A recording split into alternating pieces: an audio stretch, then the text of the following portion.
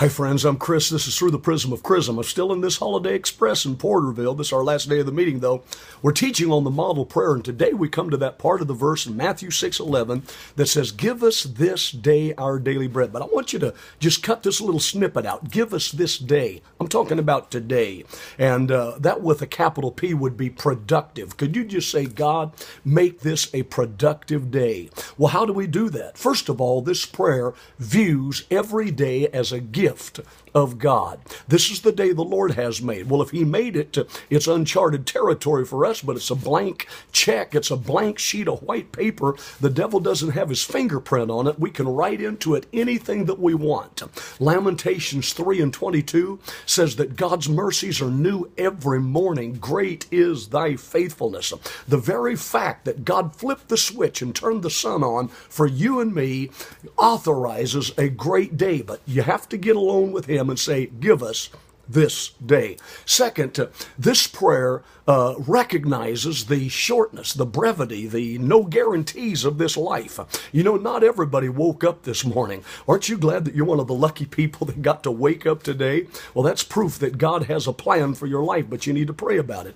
Matthew 6:34 says, take no thought for tomorrow. Sufficient for the day is the evil thereof. In other words, don't be worrying about your future. Concentrate on this day. Pray, give us this day. God, I want a productive day. Third, this prayer kills the sin of presumption. What do you mean by that? So many people presume upon their day. Well, I'm just going to do whatever I want. I'm going to live my life the way I want to. I'm going to do my own thing. But we're accountable as much as we are responsible. You know, in James 4:13, there were some people who said, we're going to go to such and such a city, continue there a year, and buy and sell and get gain. And then James said, but you don't know what's going to happen tomorrow. Your life is a vapor. What is your life? It's just a vapor that appears for a little time and vanishes away. There's no guarantee. So quit presuming and start believing, okay?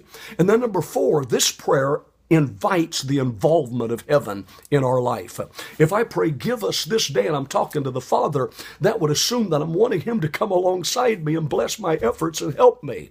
Now, Luke 1:37 says that with God, nothing shall be impossible. If I said to God, nothing is impossible. If I said for God, nothing is impossible. If I said through God, listen, all of those prepositions, I would be right. Nothing's impossible for God. But Luke 1:37 says, with God, nothing shall be impossible. What's that mean? You're expected to walk hand in hand and be His assistant, and the two of you work together. We are workers together with God.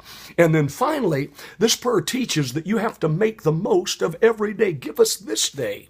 I can't put more days into my life, but I can put more life into my days.